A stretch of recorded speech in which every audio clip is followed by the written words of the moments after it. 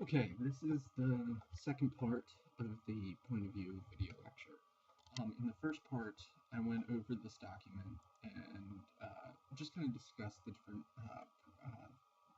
different angles to point of view and um, the different perspectives, psychic distance, went over this document and went over these exercises that you can do. Now, what I'm going to talk about in this one is sort of how to manipulate point of view. None of this is on the document. This is more. Uh, this is more about skills that you'll have to develop through practicing and through analyzing other short stories. So one of the first things is a technique, and this has to do with point of view, but this also has to do with.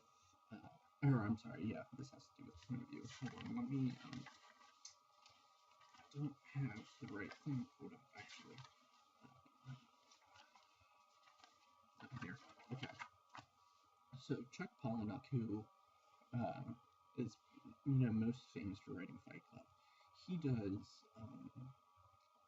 online writing lectures and courses, and I was lucky enough to take one. This was last year or 2 years ago. And one of the things that he discusses is called submerging the eye, and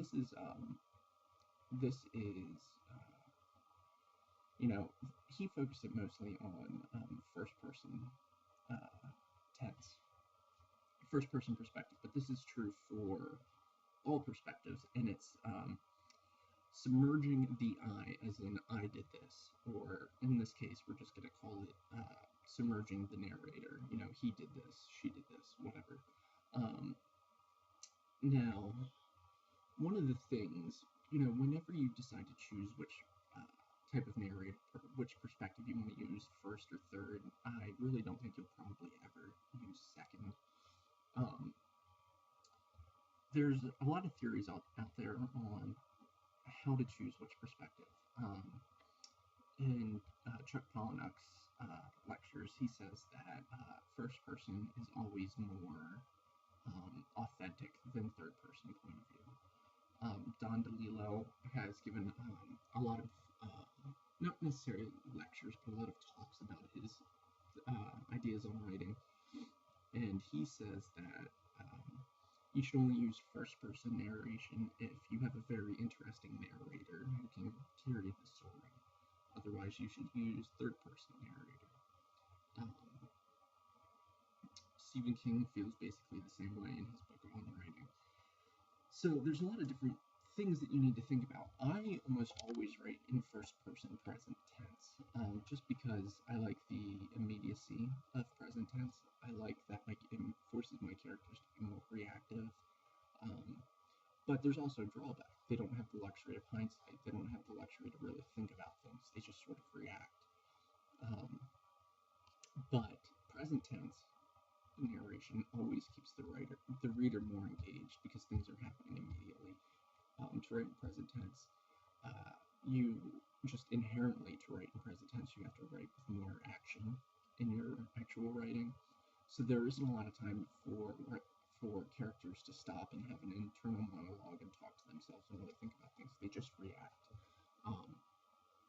And there's almost always this sense of tension and conflict in present tense. So that's something to think about. But like I said, if you write in present tense, your characters don't have the luxury of hindsight and to really think about and contemplate and reflect on things.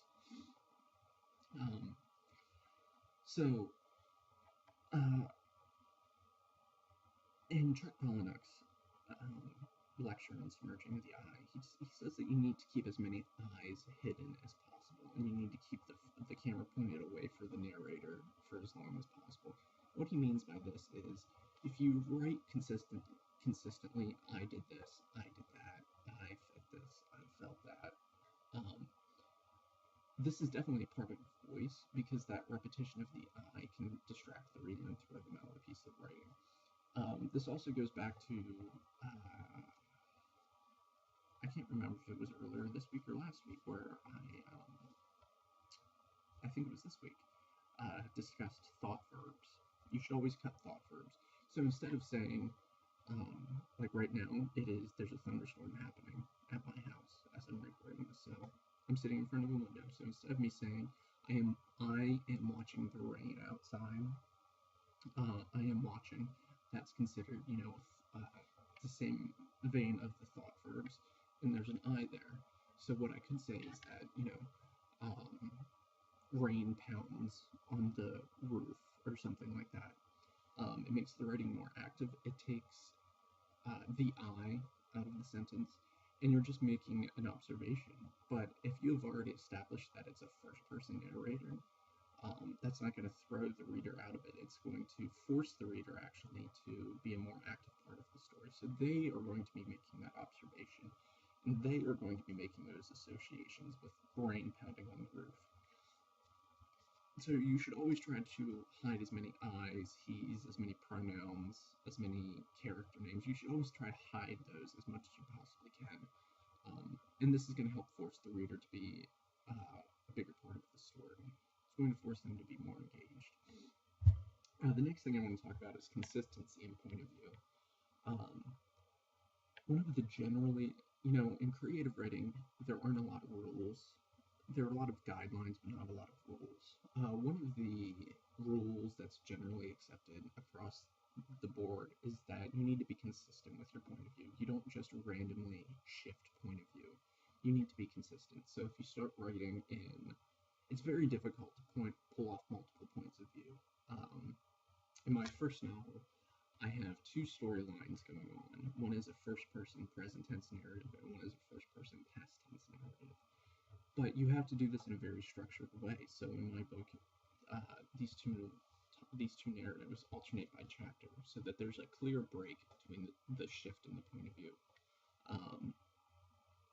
So there's a consistency to the pattern of the shifting point of view. There isn't, it doesn't just shift haphazardly throughout.